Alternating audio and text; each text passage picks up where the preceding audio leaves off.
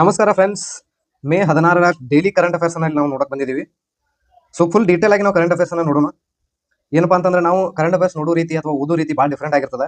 ಭಾಳ ಅಂದ್ರೆ ಭಾಳ ಡೀಟೇಲ್ ಆಗಿ ನಾವು ಹೋಗ್ತೀವಿ. ಯಾಕಂತಂದ್ರೆ ಪೂರ್ತಿ ಸರ್ಫೇಸ್ ಲೆವೆಲ್ ಲರ್ನಿಂಗ್ ಯಾವುದಕ್ಕೂ ಯೂಸ್ ಆಗಂಗಿಲ್ಲ. ನಿಮ್ಮ ಕಾಂಪಿಟೇಟಿವ್ ಪ್ರಿಪರೇಷನ್ ನೀವು ಮಾಡತ್ತೀರಿ ಅಂತಂದ್ರೆ ನೀವು ಪೂರ್ತಿ ಡೀಟೇಲ್ ಆಗಿ ಹೋದ್ರೆ ಅಷ್ಟೇ ಅದು ಲಾಭ ಆಗ್ತದೆ. ಅದಕ್ಕೆ ಫುಲ್ ಡೀಟೇಲ್ ಆಗಿ ನಾವು ನೋಡೋಣ, ಒಂದೊಂದಾಗಿ ನೋಡೋಣ, ಆಯ್ತಾ? ಸೊ ಫಸ್ಟ್ ಪ್ರಶ್ನೆ ಏನೈತೆ ನೋಡೋಣ. ನೋಡ್ರಿ ಏನ್ ಕೇಳ್ತದಾರ. ಪುದುಚೇರಿಯ ಮುಖ್ಯಮಂತ್ರಿಯಾಗಿ 5ನೇ ಬಾರಿಗೆ ಪ್ರಮಾಣ ವಚನ ಸ್ವೀಕರಿಸಿದ ನಾಯಕ ಯಾರು? ಎಷ್ಟು? 5ನೇ ಬಾರಿ. ಸೊ ಇವ್ರ ಹೆಸರು ಏನಪ್ಪಾ ಅಂತಂದ್ರ ಎನ್ ರಂಗಸ್ವಾಮಿ ಅಂತ. ಎನ್ ರಂಗಸ್ವಾಮಿ ಇಲ್ಲದಾರ ನೋಡ್ರಿ ಇವರೇ. ಸೊ ಇಲ್ಲಿ ನೀವು ಕಾಣ್ತಿದಾರಲ್ಲ, ಇವರೇ ಎನ್ ರಂಗಸ್ವಾಮಿ ಅನ್ನೋರು 5ನೇ ಟರ್ಮ್ಗೆ ಸತತವಾಗಿ ಇವರೇ ಪಾದಾರ್ಪಣೆಯನ್ನ ಮಾಡಿದ್ದಾರೆ. ಚೀಫ್ ಮಿನಿಸ್ಟರ್ ಆಗಿದ್ದಾರೆ ಇವರು. ಓಕೆ, ಏಜ್ ಎಷ್ಟು ಇವ್ರದ್ದು? 76. ನೋಡ್ರಿ ನಮ್ಮ ಹುಡುಗರಿಗೆ 30ನೇ ವಯಸ್ಸಿಗೆ ಅಂತಂದ್ರೆ ನನಗೇನು ಆಗಂಗಿಲ್ಲಪ್ಪ ಅಂತ ಕುಂತು ಬಿಡ್ತಾರೆ. ರಿಟೈರ್ಮೆಂಟ್ ವಿಚಾರ ಮಾಡಕತ್ತಾರೆ ಈಗ ಆಲ್ರೆಡಿ. ಇವ್ರು 76ನೇ ವಯಸ್ಸಿನೂ ಕೂಡ ಈ ರೀತಿ ಕೆಲಸ ಮಾಡ್ತಿದ್ದಾರೆ.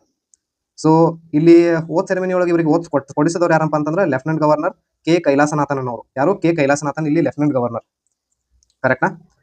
ನೆಕ್ಸ್ಟ್ ನೋಡ್ರಿ, ಇವ್ರದ್ದು ಪಾರ್ಟಿ ಯಾವುದು? ಯಾರು? ಎನ್ ರಂಗಸ್ವಾಮಿ ಅವ್ರದ್ದು ಪಾರ್ಟಿ AINRC ಅಂತ. AINRC ಇದರ ಬಗ್ಗೆ ನಾವು ನಿಮಗೆ ಮುಂದೆ ಹೇಳ್ತೀನಿ. ಪ್ರೀವಿಯಸ್ ಟರ್ಮ್ ಯಾವ್ದು ಇವ್ರದ್ದು? 2021-26. ಅದಾದ್ಮೇಲೆ ಮತ್ತೆ ಇವರು ವಿಕ್ಟೋರಿಯಸ್ ಆಗಿ ಹೊರಹೊಮ್ಮಿದ್ದಾರೆ. AINRC ಅನ್ನೋದು ಏನದ, ಇದ್ರದ್ದು ಲಾಂಗ್ ಫಾರ್ಮ್ ನೋಡ್ರಿ, ಅಖಿಲ ಭಾರತ NR ಕಾಂಗ್ರೆಸ್. ಇದನ್ನ ಸ್ಟಾರ್ಟ್ ಮಾಡಿದವರೇ ಇವರು. ಯಾರು? ಎನ್ ರಂಗಸ್ವಾಮಿ. ಇದರ ಫೌಂಡೇಶನ್ ಇಟ್ಟವರೇ ಇವರು.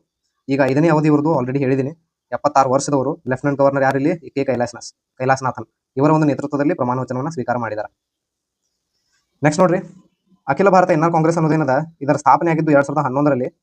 ಮಾಡಿದವರು ಎನ್ ರಂಗಸ್ವಾಮಿ. ಪುದುಚೇರಿ, ಇನ್ನು ನಾವು ಪುದುಚೇರಿ ಇವರು CM ಆಗ್ಯಾರಂತಂದ್ರೆ ಪುದುಚೇರಿ ಬಗ್ಗೆ ತಿಳ್ಕೊಳ್ಳೋದು ಬಹಳ ಇಂಪಾರ್ಟೆಂಟ್ ಆಗ್ತದೆ. ಸೊ ನೋಡ್ರಿ, ರಾಜಧಾನಿ ಯಾವುದು ಪುದುಚೇರಿದ್ದು? ಪುದುಚೇರಿನೇ.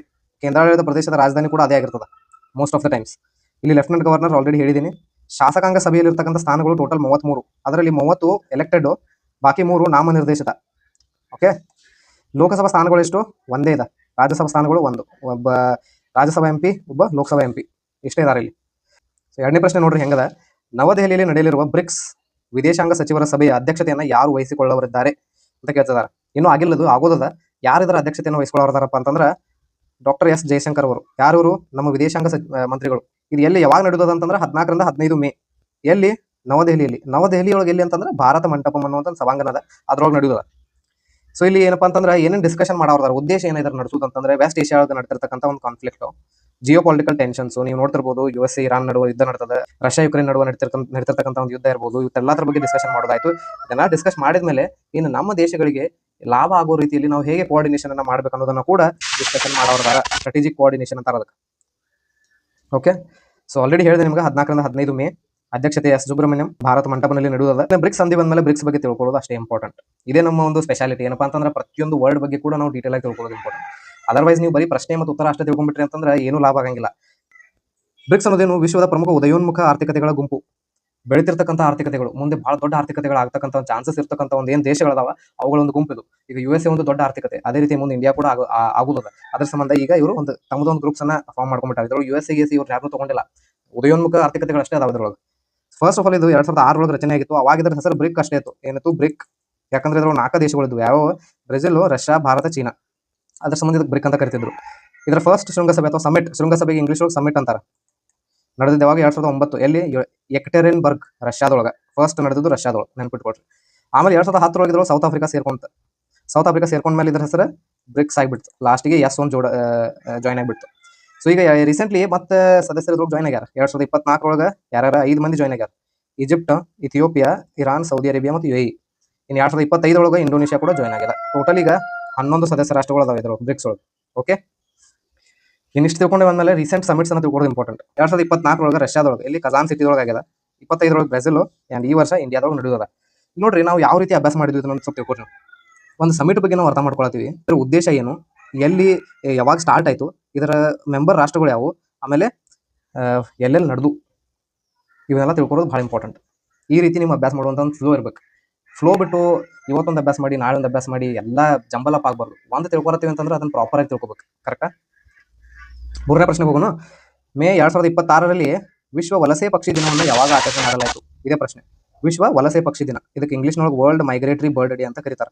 ಯಾವಾಗಪ್ಪ ಅಂತಂದ್ರೆ ಇದನ್ನ ಮೇ 9ರಂದು ಆಚರಣೆ ಮಾಡಿದ್ದಾರೆ. ಆಲ್ರೆಡಿ ಮಾಡಿಬಿಟ್ಟಾರೆ ನಾವು ಆಚರಣೆ. ಓಕೆ, ಇದ್ರ ಬಗ್ಗೆ ಭಾಳ ಸ್ಪೆಷಲ್ ಇನ್ಫಾರ್ಮೇಶನ್ ಐತಿ. ಏನಂತಂದ್ರೆ ಈ ವರ್ಲ್ಡ್ ಮೈಗ್ರೇಟರಿ ಬರ್ಡ್ ಡೇ ಏನಿಲ್ಲ, ಇದನ್ನ ವರ್ಷಕ್ಕೆ 2 ಸಲ ಆಚರಣೆ ಮಾಡ್ತಾರೆ. ಈ ವರ್ಷ 9 ಮೇ ಮಾಡಿದಾರು, ಅಂಡ್ 10 ಅಕ್ಟೋಬರ್ ಮಾಡೋರು. ಪ್ರತಿ ವರ್ಷ ಡೇಟ್ ಫಿಕ್ಸ್ ಇರಂಗಿಲ್ಲ. ಯಾಕಂತಂದ್ರೆ ಇದನ್ನ ಪ್ರತಿ ವರ್ಷದ ಯಾವಾಗ ಮಾಡ್ತಾರಪ್ಪ ಅಂತಂದ್ರೆ ಮೇ ತಿಂಗಳ 2ನೇ ಶನಿವಾರ ಮತ್ತು ಅಕ್ಟೋಬರ್ ತಿಂಗಳ 2ನೇ ಶನಿವಾರ ಈ ಒಂದು ಡೇಟ್ ಒಳಗೆ ಇದನ್ನ ಮಾಡ್ತಾರೆ. ಪ್ರತಿ ವರ್ಷ ಇದು ಫಿಕ್ಸ್ ಆಗಿರಂಗಿಲ್ಲ, ಬಟ್ ಆಮೇಲೆ ಫಿಕ್ಸ್ ಆಗ್ತದೆ. ಯಾಕೆ ಇದನ್ನ 2 ಸಲ ಮಾಡ್ತಾರ ಅನ್ನೋದು ಭಾಳ ಇಂಪಾರ್ಟೆಂಟ್, ಭಾಳ ಒಂದು ಇಂಟ್ರೆಸ್ಟಿಂಗ್ ವಿಷಯ ಇದು.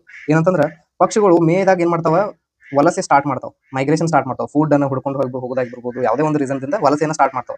ಸ್ಟಾರ್ಟ್ ಮಾಡಿ ವಾಪಸ್ ಅಕ್ಟೋಬರ್ದಾಗ ವಲಸೆಯನ್ನು ಮುಗಿಸ್ಕೊಂಡು ವಾಪಸ್ ಹಿಂದೆ ತಮ್ಮ ಪರ್ಮನೆಂಟ್ ಲೊಕೇಶನ್ ವಾಪಸ್ ಪ್ರಯಾಣ ಬೆಳೆಸ್ತಾವ. ಸೊ ಈ ಎರಡೂ ಟೈಮ್ದೊಳಗೆ ನಾವು ಇದನ್ನ ಆಚರಣೆ ಮಾಡ್ತೀವಿ. ಇದನ್ನು ವಲಸೆ ಪಕ್ಷಿ ದಿನ ಅಂತ ಕೂಡ ಕರೀತಾರೆ ಕೆಲವೊಂದು ದೇಶದೊಳಗೆ. ಆಮೇಲೆ ಇದನ್ನ ಫಸ್ಟ್ ಟೈಮ್ 2006ರಲ್ಲಿ ವಿಶ್ವಸಂಸ್ಥೆ ಸ್ಟಾರ್ಟ್ ಮಾಡಿತ್ತು.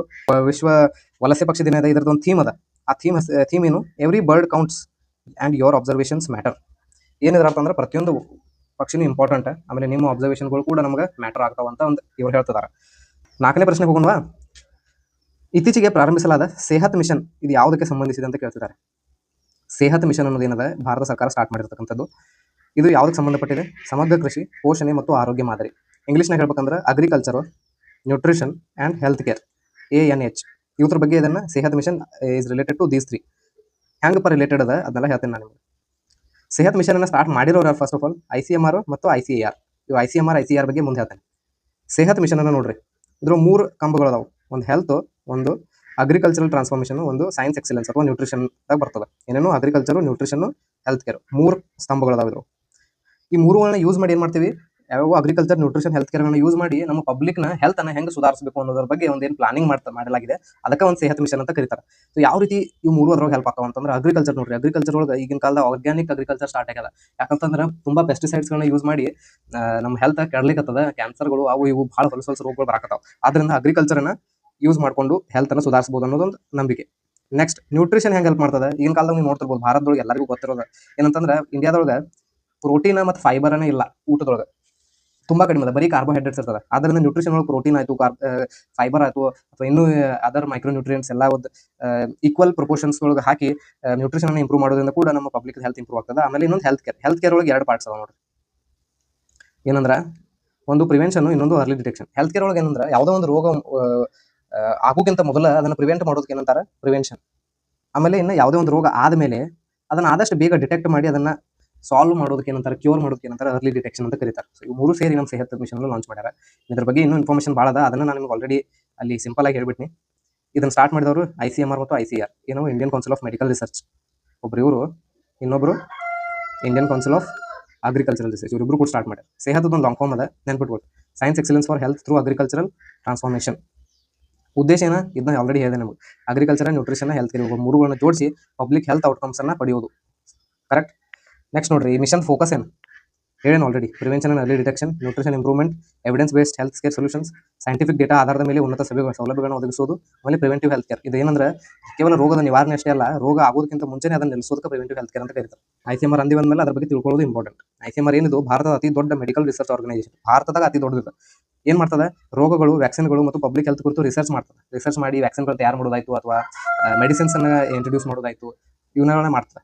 ಆಮೇಲೆ ಎಷ್ಟೋ ಮೆಡಿಸಿನ್ಸ್ ಇರ್ತಾವೆ, ಅವುಗಳ ಎಫಿಷಿಯನ್ಸಿ ಹೆಂಗದ, ಅವುಗಳನ್ನ ಟೈಮ್ ಟು ಟೈಮ್ ಟೆಸ್ಟ್ ಮಾಡೋದಾಯ್ತು, ಲ್ಯಾಬ್ ರಿಪೋರ್ಟ್ಗಳನ್ನ ಹೊರಡಿಸೋದಾಯ್ತು, ಇದನ್ನೆಲ್ಲ ಮಾಡ್ತದೆ. ಇನ್ನು ನೋಡ್ರಿ, ಎಸ್ಟಾಬ್ಲಿಷ್ ಆಗಿದ್ದು 1911ರಲ್ಲಿ. ಮೊದಲು ಇದಕ್ಕೆ ಇಂಡಿಯನ್ ರಿಸರ್ಚ್ ಫಂಡ್ ಅಸೋಸಿಯೇಷನ್ ಅಂತ ಕರಿತಿದ್ರು. ಈಗ ಇದರ ಹೆಸರು ICMR ಅಂತ ಆಗಿಲ್ಲ. ನ್ಯೂ ಡೆಲ್ಲಿ ಒಳಗೆ ಇದರ ಹೆಡ್ ಕ್ವಾರ್ಟರ್ ಅದ.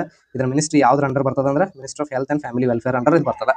ನೆಕ್ಸ್ಟ್ ICAR ಬಗ್ಗೆ ಅಷ್ಟು ನೋಡ್ಬಿಟ್ಟು, Indian council of agricultural Research. ಇದು ಭಾರತದ ಪ್ರಮುಖ ಅಗ್ರಿಕಲ್ಚರಲ್ ರಿಸರ್ಚ್ ಆರ್ಗನೈಸೇಷನ್ ಆಗಿದೆ. ಇದ್ರೊಳಗೇನ ಇದು ನಮ್ಮ ಫಾರ್ಮಿಂಗು, ಬೆಳೆ, ಲೈಫ್ ಸ್ಟಾಕ್ ಅಂದ್ರೆ ದನಕರುಗಳು, ಆಮೇಲೆ ಅಗ್ರಿಕಲ್ಚರ್ ಟೆಕ್ನಾಲಜಿಗಳ ಮೇಲೆ ರಿಸರ್ಚ್ ಮಾಡ್ತದೆ. ಎಸ್ಟಾಬ್ಲಿಷ್ ಆಗಿದೆ 1929. ಹೆಡ್ ಕ್ವಾರ್ಟರ್ ಇರೋದು ನ್ಯೂ ಡೆಲ್ಲಿಯಲ್ಲಿ. ಇದು ಬರೋದು ಮಿನಿಸ್ಟ್ರಿ ಆಫ್ ಅಗ್ರಿಕಲ್ಚರ್ ಮತ್ತು ಫಾರ್ಮರ್ಸ್ ವೆಲ್ಫೇರ್ ಅಂಡರಲ್ಲಿ. ಓಕೆ. ಸೊ ನೀವು ನೋಡಿರ್ಬೋದು ಫ್ರೆಂಡ್ಸ್, ನಾವು ಯಾವ ರೀತಿ ಡೀಟೇಲ್ ಆಗಿ ಎಲ್ಲ ಅಭ್ಯಾಸ ಮಾಡಿದ್ವಿ ಅಂತ. ಇನ್ನೂ ಹಲವಾರು ಇಂಪಾರ್ಟೆಂಟ್ ಪ್ರಶ್ನೆಗಳು ಅದಾವ, ಬಟ್ ವಿಡಿಯೋ ಭಾಳ ಲಾಂಗ್ ಆಗ್ತದೆ. ಮುಂದಿನ ವಿಡಿಯೋಗಳಲ್ಲಿ ನಾವು ಎಲ್ಲಾನು ಕವರ್ ಮಾಡೋಣ. ಇನ್ನೂ ಸ್ಪೆಷಲ್, ಇನ್ನೂ ಡಿಫ್ರೆಂಟ್ ಟೀಚಿಂಗ್ ಟೆಕ್ನಿಕ್ಸ್ಗಳನ್ನ ನಾನು ಕಲ್ಕೊಂಡು ನಿಮ್ಗೆ ಹೆಲ್ಪ್ ಮಾಡುವಂಥ ಒಂದು ಪ್ರಯತ್ನ ಮಾಡ್ತೀನಿ. ಬಟ್ ನಿಮ್ಮ ಕಡೆಯಿಂದ ಪ್ರೋತ್ಸಾಹ ಇರೋದು ಭಾಳ ಇಂಪಾರ್ಟೆಂಟ್. ನೀವು ಪ್ರೋತ್ಸಾಹ ಮಾಡಲಿಲ್ಲ ಅಂತಂದ್ರೆ ನಾವು ಯಾವುದೂ ಕೆಲಸ ಮಾಡೋಕ್ಕೆ ಪಾಸಿಬಲ್ ಆಗಂಗಿಲ್ಲ. ಸೊ ನೀವು ಸಬ್ಸ್ಕ್ರೈಬ್ ಮಾಡಿರಿ, ಲೈಕ್ ಮಾಡಿರಿ ಆ್ಯಂಡ್ ಶೇರ್ ಮಾಡಿರಿ. Thank you.